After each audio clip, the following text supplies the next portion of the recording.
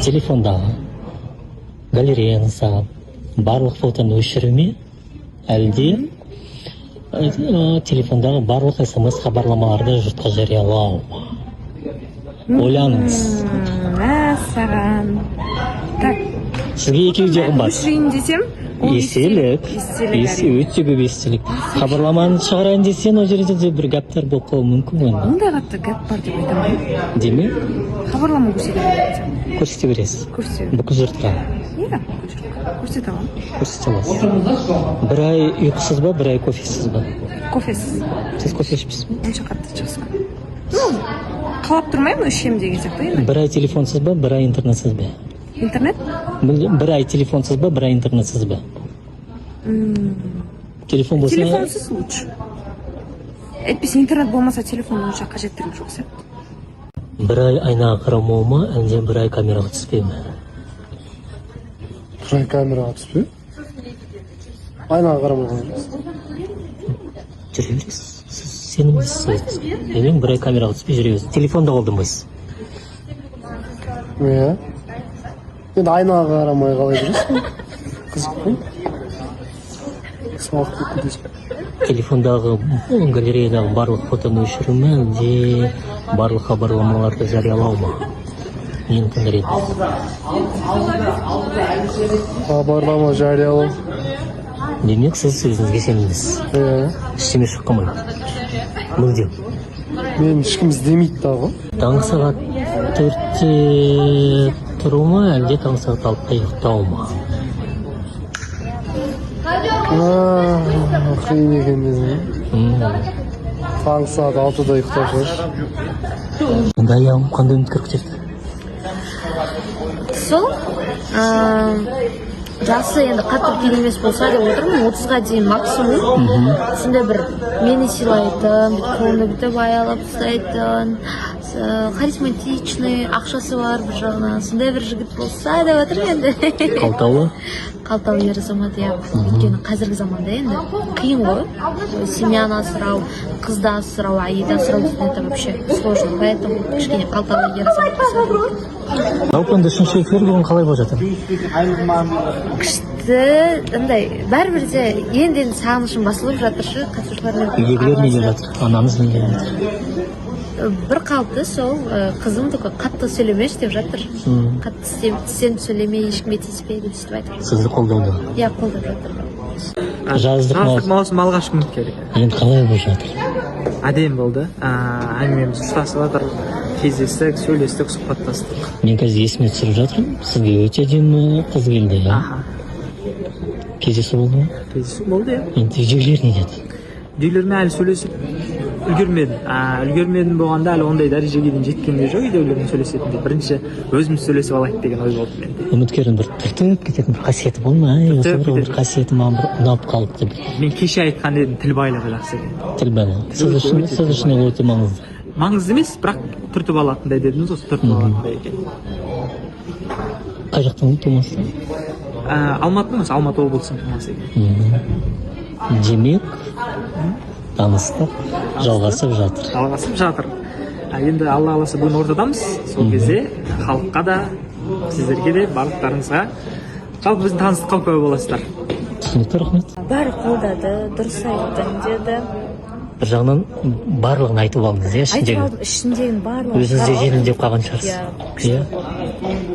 Енді алдыға нық қанамен. Қандай үміткер күтесіз енді? Жалғыз бала емес, сразу айтайын. Бірінші очередь соны айтайыншы. Аяғынан нық тұрған ер азамат күтемін. Түсінікті. Және мына жерде сіздің құрбыңыз отыр. Иә, Жоғарыдан алыңызшы. құрдас. Иә, құрдас. Құрдас? Айнұр маған жоғарыдан алыңызшы дейді, бірақ та мен жоғарыдан алмаймын. Неге? Алғым келмейді. Біреуге үміткер шақырады ма, өзіне шақырайын да? Өзіңізді шақырайды. Иә, 18-пен жаңағы. 18-23, 28 дедің осы. 28, иә. 28 жас, смело келе беріңіздер, дайынмын. Жағдай бар. Қай жақтан боласыз? Талғар. Алматы облысы Талғар қаласы боласыз. Сіз 23-те. Ертең 28 жасар қыз апарсаңыз мамаңыз не дейді? Жоқ, мамам мен ешқашан нағыз қарсы болмаған, мен болмайды. Өткен ара қатынастарда бір үлкен кісілермен болмас ондай бір жастар? Өзімнің 3 жас үлкен қызбен сөйлестім. Сөйлестіңіз. Бірақ кәнде жарты жылдан көп сөйлестік, но в конце болмай қалды. Алаңның талғамы қандай? Талғамы сүйкімді де сүйікті қыз болса, қылықты қыз болса, тәрбиелі қыз болса, менің ата-анамды сыйлайтын қыз болса, негізі сол. осындай алтынға көмкеретін үміткер болсыншы. Бұдан әрі мен бүйтіп қалың тағып отырайын. Қандай үміткер күтесіз? Досыңызға ұқсайтын ба әлде өзгеше жоқ, ме? егер ол адам маған ұнайтын айналамда болса, енді мұнда отырмайтын едім ғой. Сондықтан ешкімге ұқсамайтын бір негр десе. Ладно, негр емес, но бір ешкімге ұқсамайтын, бойындағы өте тұлғалық қасиеттері Және мол бір адам соңғы болса. сұрақ қойыңызшы, кеше досыңызға үміткер келгенде бір жүрегіңіз тыз ете қалған жоқ па? Дыза еткен жоқ, тып-тыныш әйтеуір, Аллаға шүкір. Отырдым, күліп, ойнап, ешқандай өзгеріссіз. Түсінікті. Неге түсінбей қалды деп ойлайсыз? Енді мен жаспын ғой. Әзірге келіннің ешқандай қызметіне зәру емеспін дегендей ғой. Одан кейін ұлымның артынан 3 қызым бар ғой. 3 қызбен енді келін бір үйде қалай болады дегендей де мәселе бар да. Қайынсыңды дегендей ғой. Олардың бөлек тұрып, жаңағы бөлек өмір сүргендері өздеріне жақсы деп ойлаймын негізі. Кейін қыздармен мүмкін күйеуге шығып ұзатылып кетіп жатса, онда ұлымды, келінімді қайтадан қолым аламын дегендей. Сол кезде өзім де жасым бір қалайға келеді ғой. Бірақ кейбір жастар енді түсінбей қалды. Сізде, иә? Түсінбей қалды, иә. Ал егер үйде үлкен кісі болса, ауыратын кісілер, қарау керек кісілер болса, әрине келін мен бала үйде тұрған дұрыс. Түсінікті. Бүгін 3-ші эфир. Қалай болып жатыр енді? Күшті, атмосфера жақсы, бәрі жақсы, жаздың эфирі ерекше болып жатыр. Күн ыстық. Күн ыстық. Ал жаңа таныстықтан не өтесіз? Жаңа таныстықтан бабочки в животе күтемін. Бабочки в животе дейсіз, тұрақ.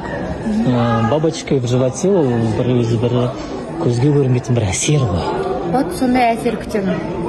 Сондай. Жаулай алатын, мені қарата алатын болса болады. Демек шымылдық ашылғанда бір дыз ете қалатын ба?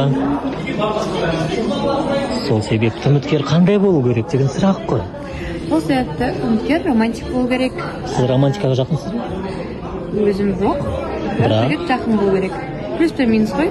Жомарт болу керек, ухаживаниесі жақсы болу керек. Келген кезде впечатление дейді ғой. Есте қалар. алғашқы впечатление деп жатады ғой. Сол үшін сізге ол өте маңызды. Әрине. Бір ай телефонсыз жүру ме, әлде бір ай интернетсіз жүру ме? Ответный сұрақ қойсам бола ма? Например, интернетпен телевизор көруге, ноутбук. Жоқ. Онда телефонмен жүрем. Телефон, интернетсіз. Ну, потому что ойлар, там, заметкаға, мен арасында өлең Байланыс керек дейсіз ғой. Өлең шығарам, сауат жазып қоям. Сосын таймер деген сияқты нәрселер керек қой. Соған. Және келесі сұрағым, белгісіз елде жалғыз қалу ма, әлде өз елінде интернетсіз қалу ма? Ой, белгісіз ел, Африка бірінге түсіп кетсем, жоқ, лучше Қазақстанда болады. Африка ма? Жалғыз өзіңіз, иә. Жоқ, это не мое. Галереяңыздағы барлық фотоны өшіру ме? Әлде телефондағы барлық смс хабарламаларды жариялау ма жұртқа? Өшірем, полный өшірсем. Галереядағы барлық фотоны өшіру ме? Әлде барлық смс хабарламаларды жариялау ма? Скорее всего, барлық фотоларды өшіріп жатыр. Демек, Иә, бар ғой бір-екі көрінбейтін сообщениялар көруге болмайды. бірақ сенде фотодағы естеліктер ғой. Естеліктердің көбісін инстаграмға салып қоямын мен. И ВКонтактеде бар менде сохраненный фото. Деймін, галереядағы фотоны. Иә, өшіретін едім. Бір ай интернетсіз жүре ме, әлде бір ай телефонсыз жүре ме? Так. Бір ай телефонсыз, скорее всего. Жүре аласың? Иә. Үйреніп қатты андай телефонға бүйтіп, не емеспін. Таңғы сағат 4-те тұру ма, әлде таңғы сағат 6-да жұмысқа бару ма? 4-те тұрып шығар. Таңғы 6-да жұмысқа деген сәл білмеймін, ондайдан шығып қаптым мен өзім. Галереядағы барлық фотоны өшіру ме, әлде смс хаттардың бәрін жариялау ма? Например, смс хаттар. Барлық. Барлық? Қандай бар? Типа телефондағы ма? Әрине. Лучше жоқ. Бүкіл суреттерді ұлданып ету. неге? Жасыратыным бар ма? Мүмкін деп қойса. Мүмкін. Білмеймін. Лучше маған фотоны таңсыздаға дұрыс. Сол лекче. Bir ay internetsiz жүрме, әлде bir ay телефонсыз жүрме?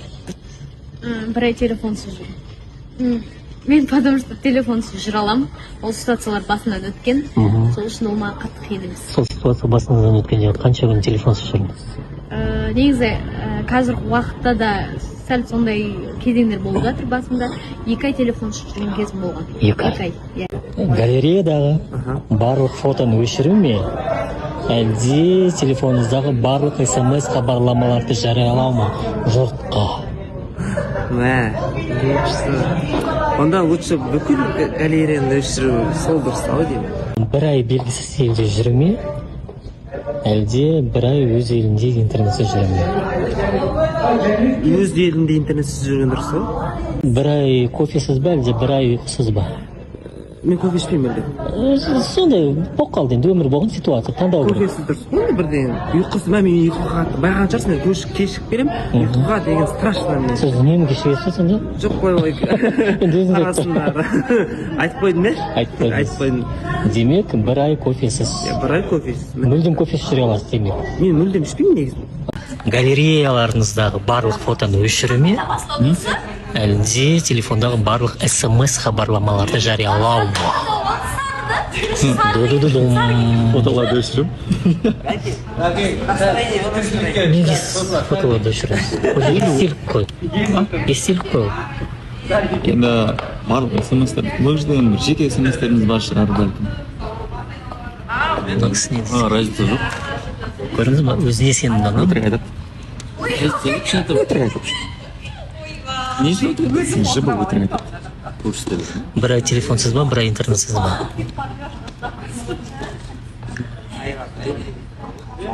Bir ay интернетсіз деген.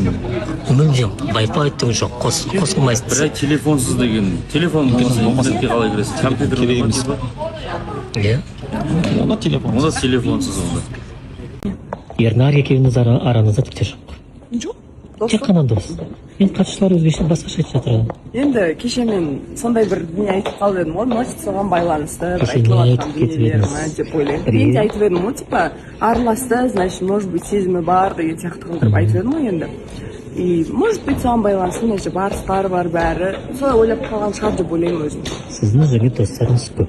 Көп емес. Көп емес. Ернар, Садәулет, солар ғой енді. Былай, бірақ көп мен өзімнің сырласатын адамым Ернар, потому что маған ол адаммен комфортно. Сөйлескен, бүкіл әңгімені түсінеді деген сияқты. Енді адам өзінің бір жаны, бір комфортный адаммен ғана дос бола алады ғой, негізі, жанына жақын. Сондай адам негізі. И кішкене мен өзіме де стрём болып қалды, былайша олай талқыланып жатқаны кішкене. Одан кейін қалай дос боламыз деген сияқты болып қалдым кішкене. Қыз бен жігіттің арасынан достыққа сенесіз бе? Сенеме. Сіз сенесіз? Сенеме, достыққа сенем. Қыз достарыңыз көп? Көп деп айта алмаймын. Бірең саран ғой. Жақсы көреді. Айнұр екеулеріңіз, Ақерке екеулеріңізді не байланыстырады? Сырласым, жақыным, досым. Бірақ та Ақерке басқаша айтты. Қалай? Оның сторисі көресіз. Жоқ. Солға жақын адам ретінде қабылдаймын. Ақерке бір жағынан дуасым, жақыным.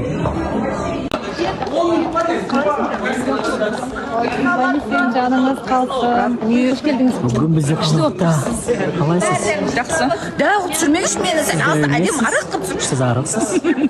Әсел келді. Басар келді. Қайсыздар көптен бері студияны сағынып қалдық. Өзгеріп кетті бәрі, күшті болып кеткен. Әлеуметтік желіде көріп жатырмыз. Өзгерістер. Аллаға шүкір. Балалар ма яқты? Жатырқамайды, иә? Ұйықсам просто қазір тұрды. Из-за этого кішкене жатырқап. Сен қатты онда жатырқайтын адам емес. Ансар, қалайсың? Ансар жақсы, иә? Қалайсың? Камерадан жақсы емес. Қалайсың? Иә, мен кейде көп тұрамын. Алыстан сыр. Қалайсыз? Жақсы, амансың. Жақында тағы кетіңіз. Алла қаласа. Құдай қаласа. Ансар апаң қалай? Атасы жақсы, атасы да жақсы. Біздер сағынып қалдық қой. Рахмет барлықтарыңыз құттықтап жатқандарыңызға. қарамай Құдай қаласа аз уақыттары қалды, Алла қаласа. Бөпеміз қолымызға аламыз, сүйіншілетеміз, Құдай қаласа тілеп жүргендерге жетістік болсын. Қазіргі жастарға отбасы болып қорқып жүрген жастарға бір тілектеріңіз болса? Қорықпаңыздар. Если махаббат болса, ештеңе қарамай тұрмысқа шығып үйленіңіздер, балалы болыңыздар, балалы болсаңыздар барлығы өзгереді. Неге мен ертерек шықпағанмын, неге мен ертерек үйленбегенмін деп айтасыздар. Так что қорықпаңыздар. Уақытты құр өткізбеңіздер. Демек талап жайындағы Талап дегенде главный бір симпатия болса болды ғой. Өздеріңіз жөндеп аласыздар. Қыздарға айтарым, өздеріңіз жөндеп аласыздар, ойланбаңыздар.